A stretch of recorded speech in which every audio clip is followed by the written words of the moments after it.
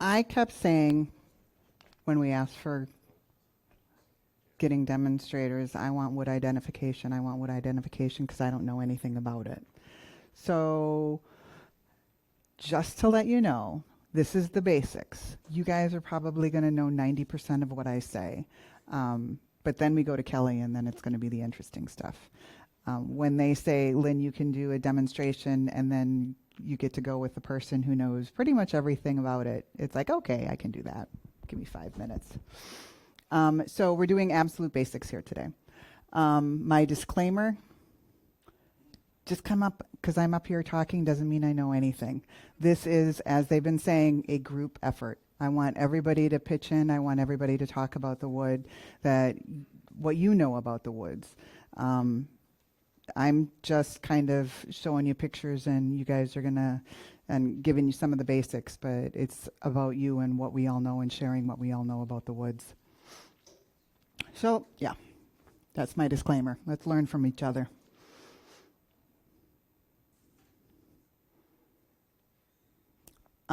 So why do we care? Who cares what the wood is? Let's just turn it. I can't do that. Every time I look at it, I need to know what it is.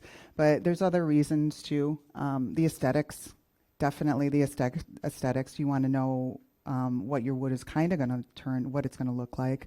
Durability. Are you making something that's going to sit on a shelf, or are you going to make a salad bowl? Both of those woods you need to know.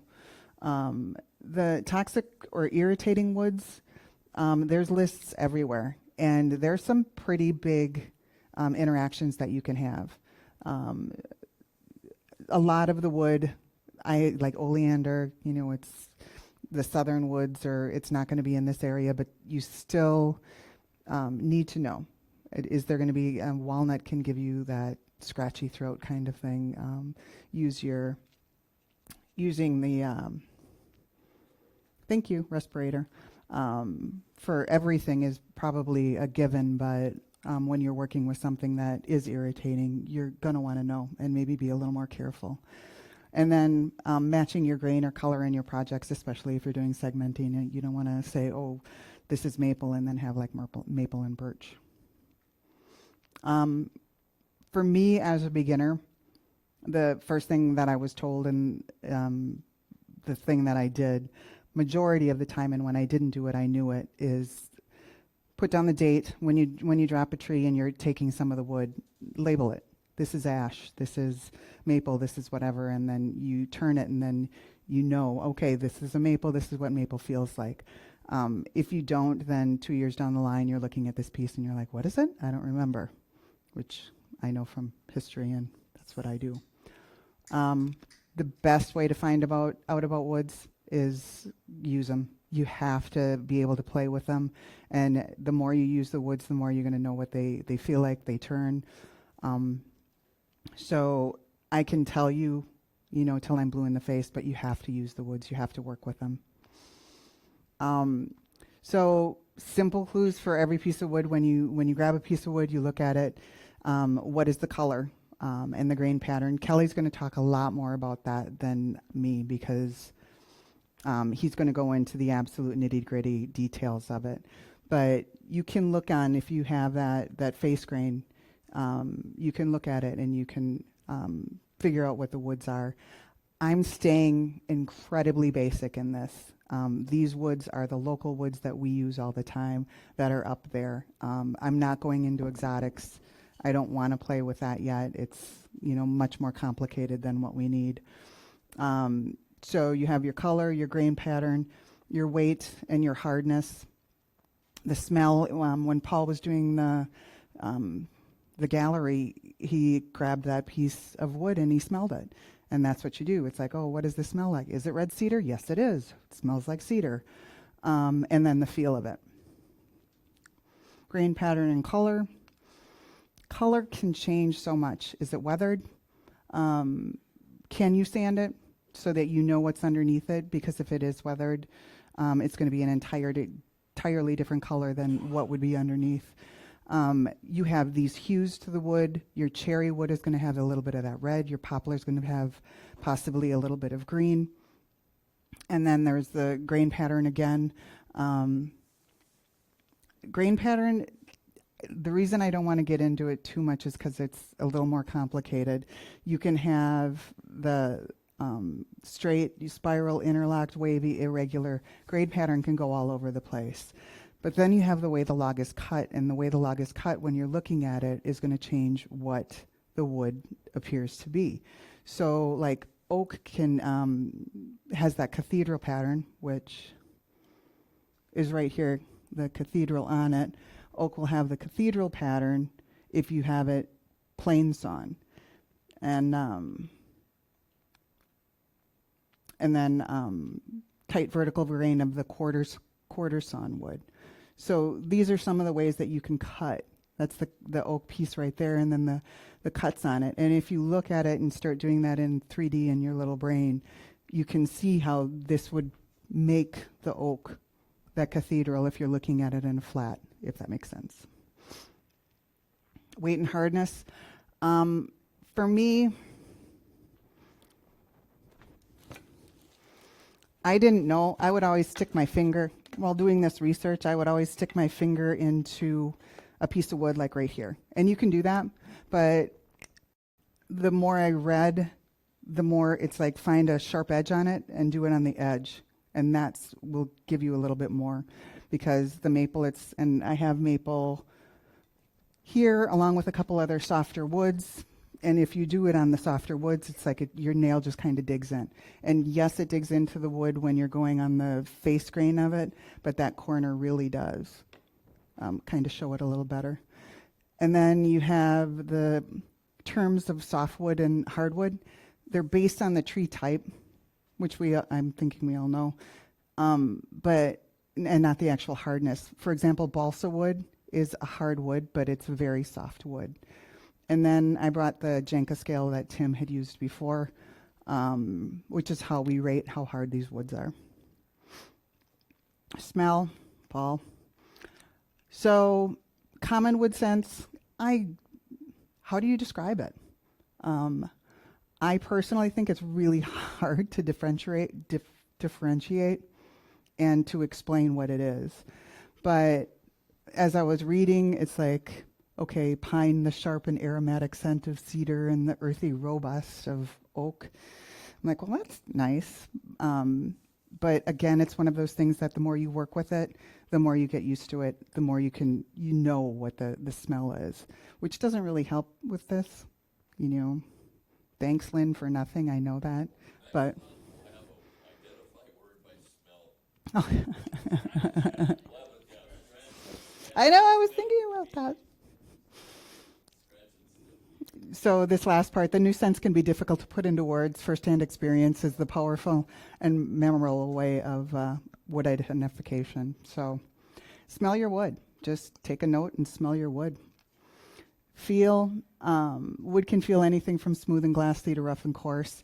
I was going to toss these around and have everybody, take a look at them, and it's all white wood. You identify it. You tell me what this wood is. But then I sanded it, and it all feels the same. So, oops. A single piece of wood can have a combination of smooth and rough areas, especially if it's porous structure like red oak, which we are going to go through with Kelly, and Kelly will show you a little bit on the microscopes what it looks like and why it is the way it is. So since I sanded these, we can't do, obviously, smell. We can't do feel on these. But let's take a look at this. Can anybody tell me what wood this is? Maple. Really? Why do you say that? What about the grain? What about the grain tells you it's maple? You're supposed to help me out here. Oh, darn it. Kelly? Looks pretty straight grain, very close. I don't see any pores, so it looks like a tight grain wood. I'd agree with maple pretty much, possibly pine. It is. It's maple. I mean, you're right, obviously, but this is more of trying to figure out why it's maple. We all know it's maple. Why is it? For the beginners that don't know it's maple, why do you think it is? It is the straight grain. It is a matter of it's going to be a very smooth wood. Color, for sure. Thank you. Anybody else have any suggestions? Because like I said, this is all of us. Anybody have anything they want to say about maple? We hear a lot about soft maple, hard maple, sugar maple, bird's eye maple. Is that all the same species? Is that all? I'm not taking questions. You're supposed to be giving me answers. Yes, you can.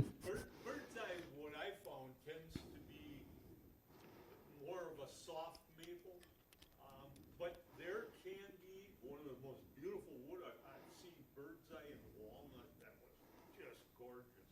So I think literally, because bird's eye are dormant bud growth, going through the wood, almost any wood can potentially have bird's eye develop. So the bird's eye alone, but soft maple, there are differences, hopefully I can show you. I couldn't find, I'll show you when I do my slides, what I see in the differences in the. So we have a picture of maple, right? Yep. That was on the screen. To me, that looks like a soft maple. Why do you say that? Because the grain is close together. I thought hard maple was a little further apart. Yes? Wood is close to quarter sawn, right? So we don't have cathedrals. We just have Correct. I think that's a very good observation, that it does look like it's, the way it's cut is more quarter sawn than plain sawn. So, yeah, those are the kind of things that you can differentiate on the way the grain pattern shows what Lynn was saying is the way it's cut. It doesn't help you identify the wood a lot unless it has the porousness, like an oak would show up. You'd see a lot more of the rays and the pores that would be up in. This is, for me, it's that I don't see any pores. I don't see anything like that. So you go to a very tight green like maple, and kind of go from there. But yeah, so it's amazing to me is the second you pick up a piece of wood, you're starting to analyze it, and you're doing that whether you realize it Or not. So it is fun. Just exactly, that's what we're trying to show you, is how to figure out that part of it. Yes. Next wood. Ooh, who said that? Go ahead, Joe. Why? Yes. Color brown, yeah. I'm pretty much everything we do, especially local. You're looking at. Go ahead, Ron.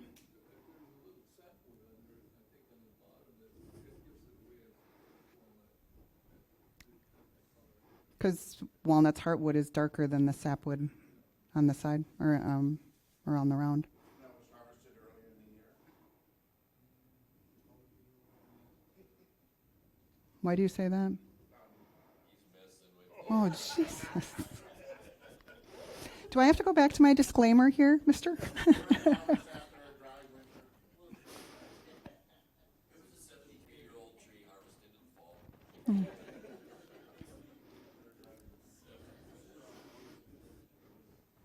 So yeah, that's then walnut, and you are correct.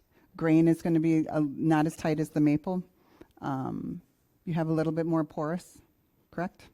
And then color.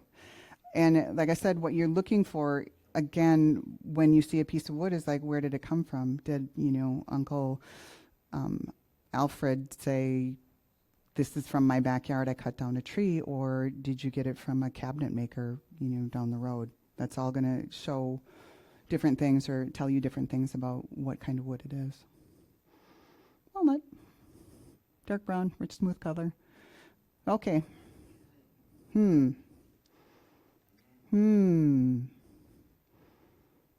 Anybody want to take a guess? Cherry. Why do you say that? God darn it. Kelly, why would you say it's cherry? Because you're here. And you're my favorite. I don't know that I just said that was true. To me, it's a little light for cherry. all of these pictures, Sometimes cherry and walnut can look very similar. So It sometimes hasn't they been are. exposed to sunlight, you know, that's, um, We get box elder. really, It's a little black. Pretty blonde. Very tight grain. if it were box elder, I would have put the red in, for sure. And it fades.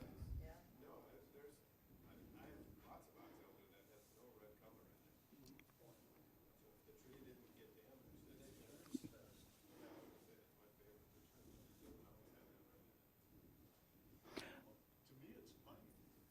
Everything that, Is it cherry? it's cherry. Oh, it is cherry, okay. Everything that I got here, I got from the Wood database. Again, there's a couple of websites that I use. The Wood database was one, and it just, you put in the wood and it gives you the picture. It does not give like the microscopic, but it does give you a picture. And the other thing is that I wanted to say, and I actually wanted to put it up on screen, but there is a Forest Service, U.S. Department of Agriculture, Forest Service, where it does wood identification. And I know Kelly's talked a lot about Madison.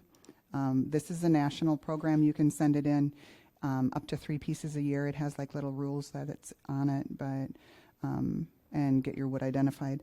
They said they only go to genus like oak. They won't go to red oak or white oak or anything like that. But that's where I got the pictures from.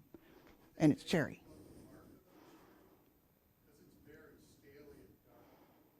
When you look at the bark of the cherry. That goes then again to my obsession with tree identification. But yeah, and that's another thing that you can look for sure when you're doing wood identification. Does it have the bark on it? What does the bark look like? This is just a picture from a website, so I don't have. There we go.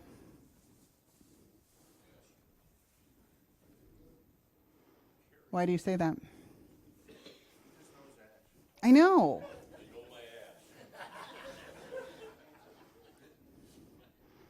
Grain. I can tell by the variation of kind of a pinkish on the right to the sapwood on the left and the open green. The annual rings a little wider than some other trees. Ash and oak, very similar. Both of them with a very open grain, holy. Ash also, I agree with you on that. And I still remember Kelly standing in the corner somewhere and having them having a piece and saying what kind of wood it is. And Kelly's like, it's ash. And I'm like, you're freaking 40 feet away. Seriously, how do you do that? And yeah. So yeah, and like I said, group participation. Anybody else want to say anything about ash? Actually, there's a lot of varieties of ash too, and that would be, the one that particular one is invested more by the emerald ash border. That we're losing that, I forgot which one, is that the white ash? What's that, what, like black ash? Mountain ash is an ash. It's that, yeah. Green ash, black ash, white ash. Yeah.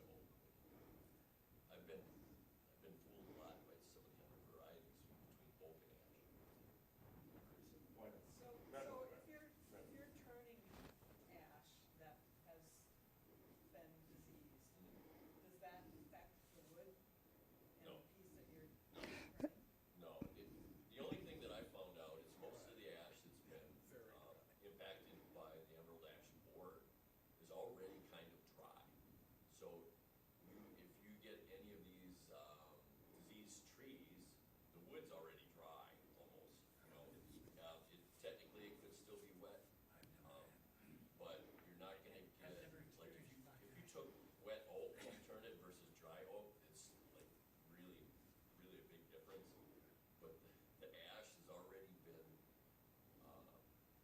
starved of sap for years and years before the bugs finally make it, But the collapse. integrity then of the final, whatever. The wood Yeah, is it's fine. not affected, because the bugs are in that cambium layer, so between the bark and the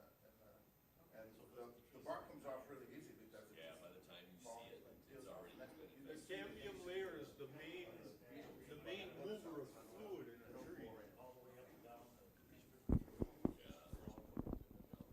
Yeah, have you ever seen any of the ashes when they're being infested? Because the first thing that starts, you'll just see all the bark dropping off of it. It's just kind of sad.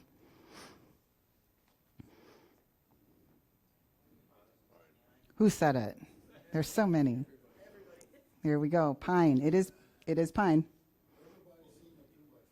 Again, I told you this is very basic, but I just wanted to make sure to hit everything in the basics. And pine is one of them. Why do you think it's pine? What is up with the grain that says pine to you? For me, it's the width of some of them, because so much pine has just grown so fast now.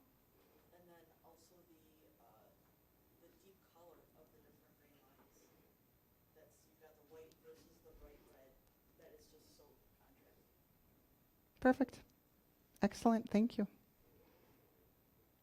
And I think this is my last one. Who said that? Yes.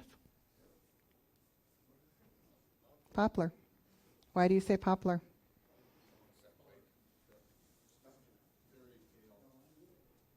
I think I have the poplar up here. This was going to be in my choose which wood you have, but I decided against it, like I said, because of the sanding. So I have 3 of them here. Number 1 is maple, number 2 is the poplar, and number 3 is just a plain pine. And like I said, you can just take this and put your fingernail in if you want to test the hardness on the 3 of those. I was, like I said, going to ask everybody, take a look at them and guess it yourself, but I decided against it. And smell. No, but they're related. First cousins or what? Ooh. Yeah, I don't know. They're something else.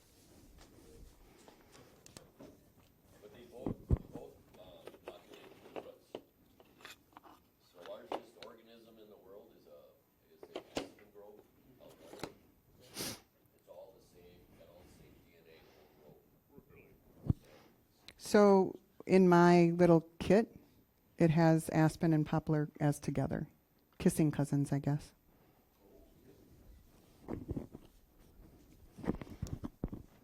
I was supposed to grab these. I'm sorry, everybody. As I was going through, I was going to send these out because these are the ones that we talked about.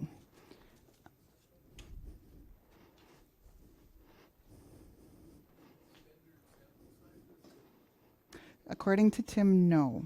According to Tim, no. I think they're supposed to be bigger, but you can see the box up here. I just got them online, and I just got them online because of my infatuation with the wood identification.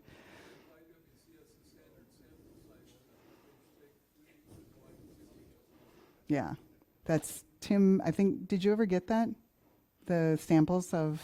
I didn't get the samples yet, no, I gotta get up. Yeah. I didn't care about the national standard average on them. I just wanted them. Yeah. Yeah. Tim already told me. Everybody in the know. So I think this is the last one.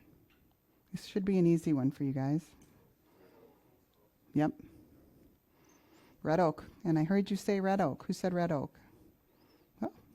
Why do you say red oak? I mean, it's open pore, that's why it's open February 3. And then the smell before is just thinking about sanding it with the school. Yep. Perfect. So that's my little ditty on wood identification basics. Any questions? Because Kelly is more than willing to answer them. But smell is, I use smell all the time. There was one of my samples here. No, there it is actually a piece of linden burl, and I didn't know at all what that was when I grabbed it. But the second I smelled it, I knew it was linden. So, where are we? And burl is, this is going to be difficult for me too.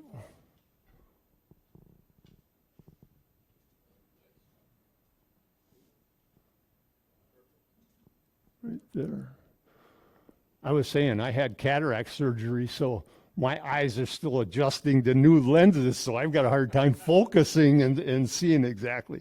So that whole thing about smell, it is a great way of identifying woods.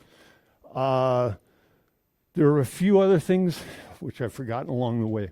A couple of the books that I use for identifying wood, if we could go over to these, Jerry, that screen.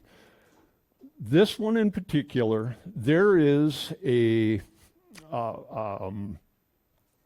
series of videos on YouTube that is based on this book. And what they're using is just a little hand lens, kind of a jeweler's loop to look at the wood, identify it. But the YouTube videos on it are done by Mississippi State University, Dr. Frank Owen. They're great. They follow along with the book and explaining it. What I like about watching videos is you look at the terminology in this book and pronounce the words, the enunciation of words. Do it, listen to an expert, and you learn how to say them correctly. Is one of the advantages of having videos. But I love it that it's based on the book, and you can follow along with it. So it's a huge thing.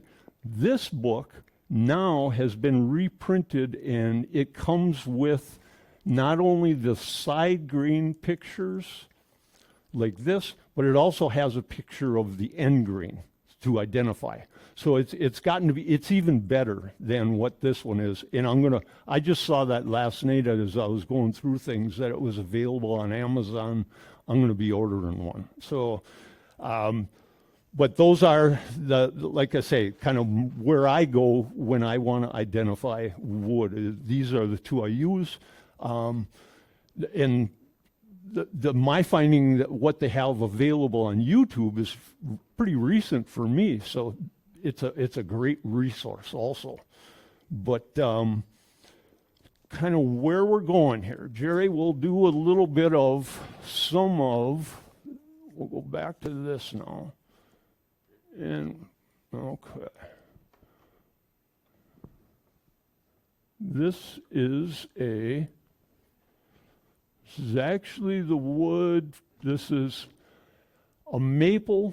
This is the wood we have in the store, the hard maple this is. And you can see, so you've got growth rings.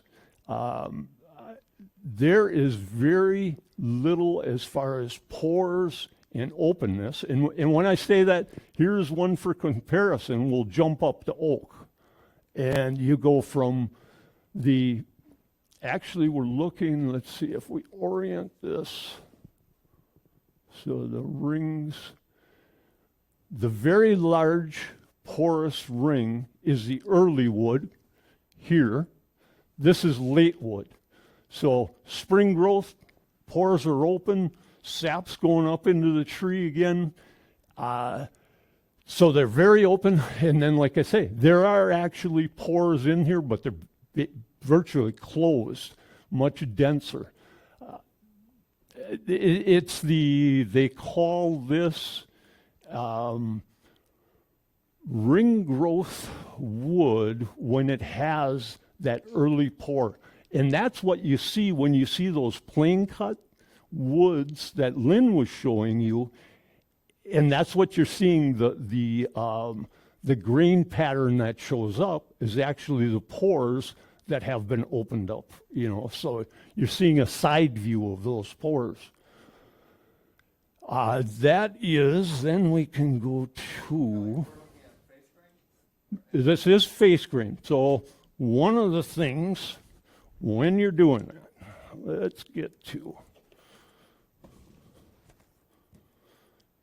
the tangential surfaces of the wood. So you're looking at that is the end grain here. If you cut down, it's end grain. This is what they'd like when you take this sample to the tangential cut across, and you're looking across those grains on these pictures. I wanted to show you the ash here. In comparison, I don't know if I can get them both on the screen. Not at the same time, I don't think.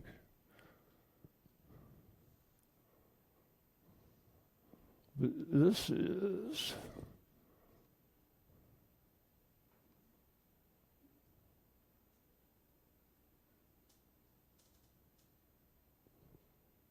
ash, which how was the term with ash? It isn't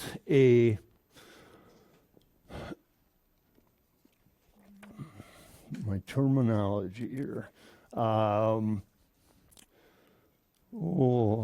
I forget how to say this. The full ring growth, I've forgotten the term, and semi-ring growth is ash. They don't consider it a full ring.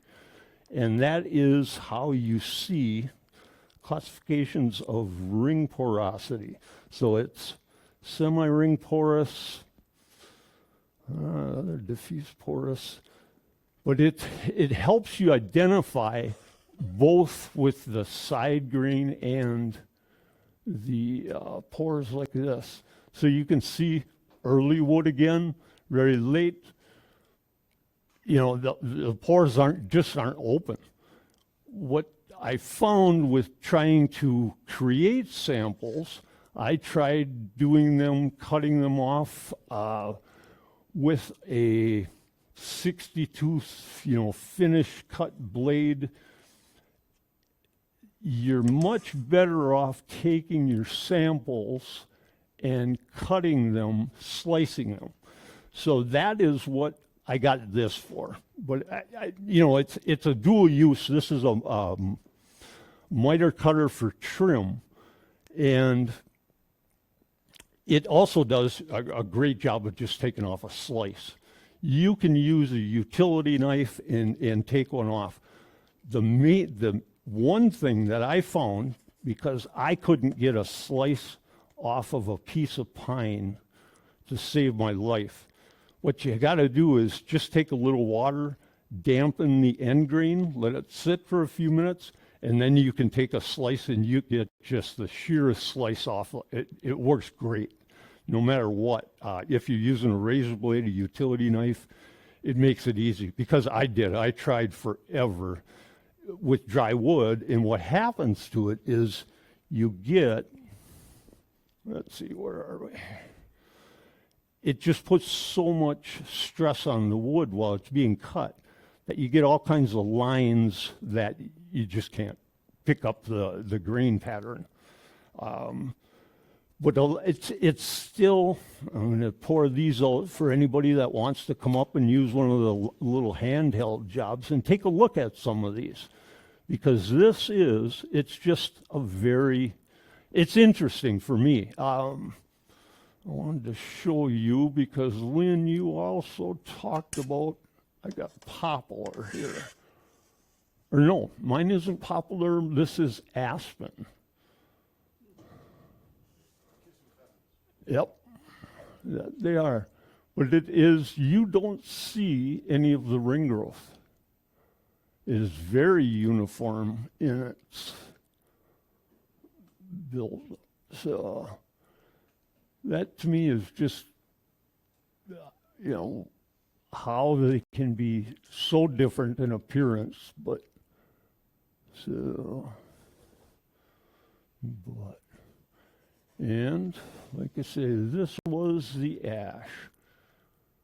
Again, you're going early wood, but it's surprising to me that the difference in the size of the pores from the early to the late wood, I find interesting.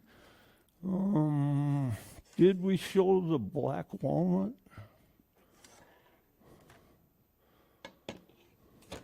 So I think black walnut is another they consider a semi ring growth wood.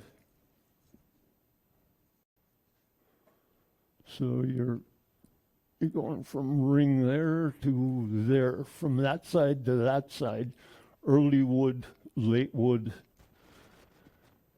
The other thing that I thought was interesting was with the oak, how pronounced the rays are. So those are the medullary rays in the oak. So that's what, virtually early wood, late wood, early wood. So that's a 1 year's growth from there to there is what you're looking at with those. That's, but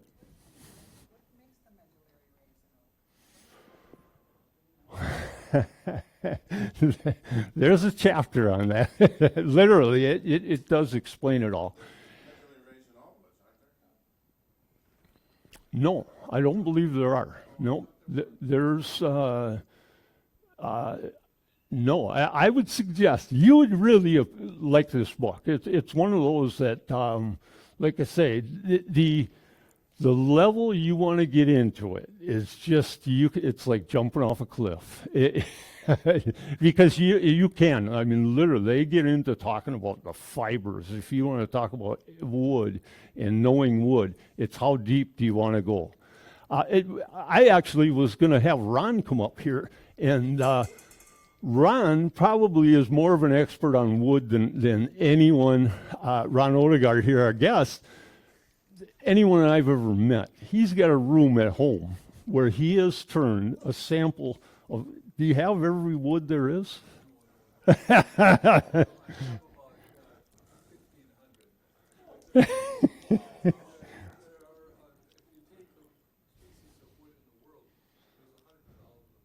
Really?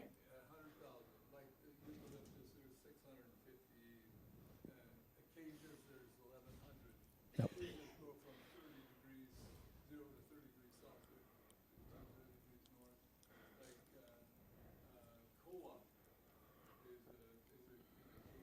Nope.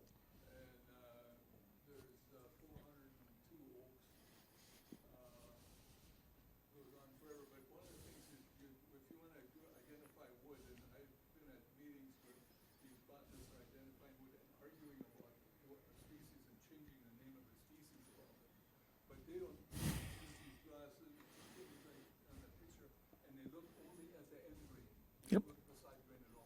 Yep. Yep. Yep. It's getting that sample though. These little viewers actually are great in the field. When you get into looking through a viewer though, or more of a microscope, then you want that shaving because everything affects it. A saw cut, you're filling in the pores. So you don't know if they're open pores or, it affects it. I tried wiping with like acetone and it affected the image you got. Everything does. So the little bit of moisture to cut it, then, tape it down right away, it'll curl up on you. But then let it dry is the best that I've found for leaving a nice clean sample and getting the true image. Because there is, if you get into it, I don't know, let me see if I can remember which one it was. There was one you look, and it's almost like a little cellophane that covers the pores. And it is, let's see if we can go. Lynn wanted to do just domestic wood, so I didn't do a lot of exotics. But you can see that these are, yeah, might not be the one.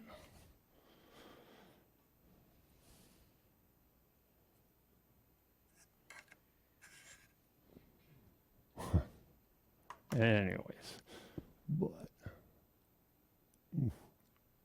something happened there.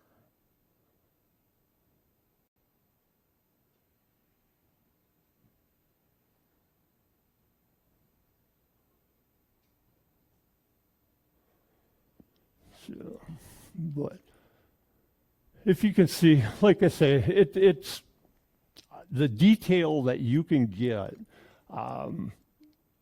It's pretty fantastic. I enjoy doing this. I don't know how many other people get as much pleasure as I do out of it, but so, and this is pine that, let's try the other side.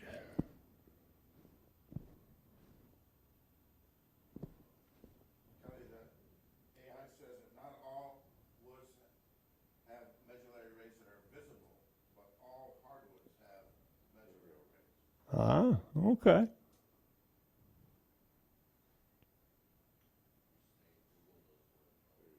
You betcha.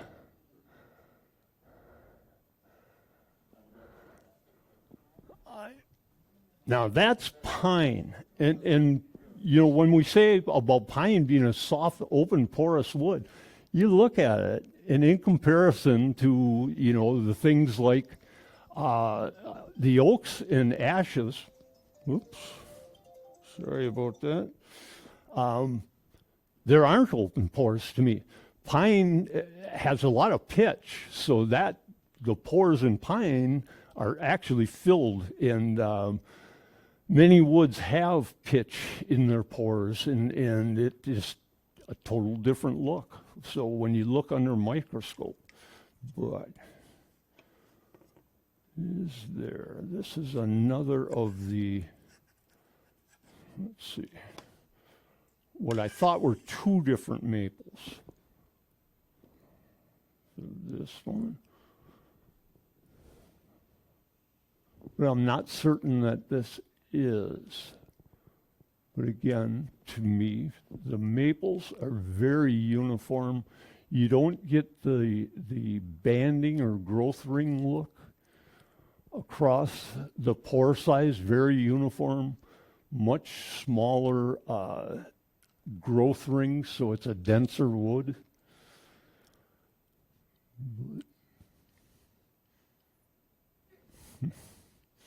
So we go from that to, this is the only thing, unfortunately, you can't do side-by-side comparisons.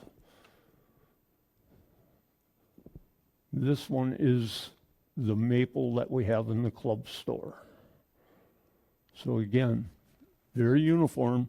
I see a little more open pore to this. And as far as I know, that maple we have in the store is a sugar maple, hard maple. So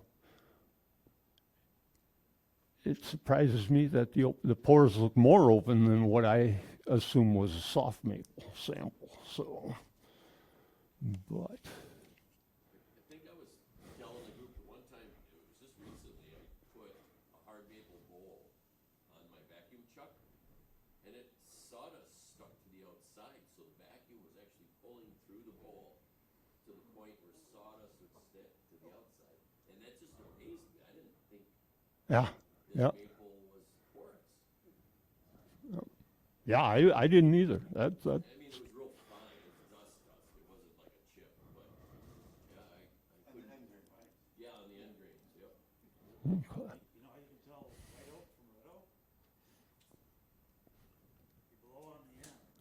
Yeah. and you put the other end in the water, Yeah. the red oak will blow bubbles. Through it. Yep. Yep. Yeah. Yeah. Any questions, anybody? One of the things about identifying wood and stuff is what is a wood? And a tree, the botanist is a tree that's 20 feet or 6 meters is about the same.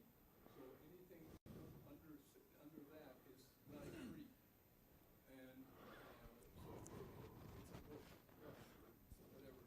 Okay. It happens that one of my favorite woods is lilac. And It was going to be my question to you. Yeah. the reason for it is it's very hard, it turns beautifully, and it's got this kind of like creamy color, but also it's that purple streak that goes through there just on. Yep. And the smell, again. Beautiful wood to turn. If you've never turned lilac, you get the opportunity to grab it. You know, it is. And what Ron was saying, I've had probably the biggest one I've turned was 7-inch or so. Yep.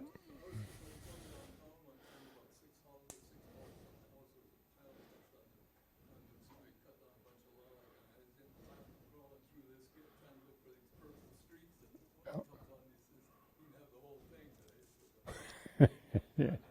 Yeah. Yeah, no. I'm sorry? Does the purple fade? Does the purple? Yeah, but you pieces before you find one that doesn't make blue streak in, so I know what causes it. Yeah. No, I was lucky that when I was over at the center, the city forester would come in all the time, and he'd walk in with a piece of wood and say, well, what do you think it is? You know, and it's anybody's guess. So because he came in trying to stump me every time, you know, Kentucky coffee tree.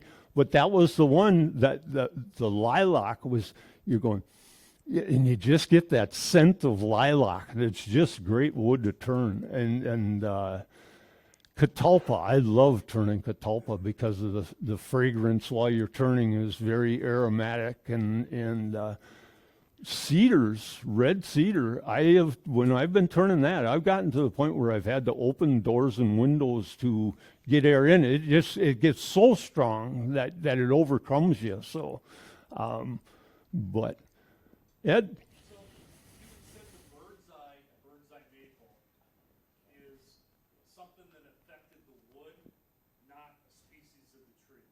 Right. It goes on, bird's eye maple shows up in northern Michigan where they cut it, a lot of it. Bird's eye maple is always on the north side slope of the land. So something got to it. Is that the same Oh. with curly maple? again, there's a chapter on curl, and they do. They talk about the rays and how it literally shows you how it goes through the wood and how the fibers come together and all that. I don't know if I can find it quickly, but I tried to bookmark the ones on those kind of things. Ring porous hardwoods here is talking about the differences, like I was saying about the red oak. Let's see if I can find that one on rays real quick. Ring porous. I think this would be it, Ed, because American beech, sycamore, the oaks are have pretty prominent rays through them. And like I say, this chapter would tell you, and I can't. So, The rays or the curly maple is just a maple that has Wavy green. wavy green because of wind, because of where it's growing, because of what's happened to the tree. yep, and I can't honestly say of the why. I would assume stresses to trees, like you say, there's a wind side to the tree, it builds a bigger, and you can see that up just from the pith location a lot of times, but the way a tree grows. If it's on the edge of a wood lot, it'll be a different shape than the tree that grows in the center of the wood lot. They tend to be more uniform, pith in the center. It's all those things affect how a tree stands. And what I was saying about that whole thing of how far into this do you want to get in understanding wood, and it's amazing to me that just it's endless where you can go on wood identification, and but I am just one of those where, for me, I got the hand things because I've got some, it's my nieces and nephews' kids, so they're great nieces and nephews. I love giving a kid something like that and say, go look at that bug now under the microscope, or, look at that clover leaf. And that whole thing of introducing kids to just looking at things that they can't see with their naked eye, it just is a world of wonder. But so for the wood identification, I guess, any other question? That kind of wraps it up for me. This is a super simplified version of what I'm looking at. It really is much, much more complicated if you get into it, and you really get into it. The resource, YouTube, I wish I would have known 5 years ago and started looking at that, because I found it's a great resource for wood identification. I'll give you a quick story on the side here. I've been working with my sister, Alzheimer's, and she has been a person all her life that didn't have TV around. And I've gotten her to start watching. I do a lot of geology videos, and she sits and watches videos, and she goes, "Oh my God, you've got a better education than I've got," just by watching videos. It's one of those things that to show someone the availability of knowledge that's out there now at the tip of your fingers, that wasn't there for people not that long ago. It's made, accessing things like this just wonderful. So, thank you.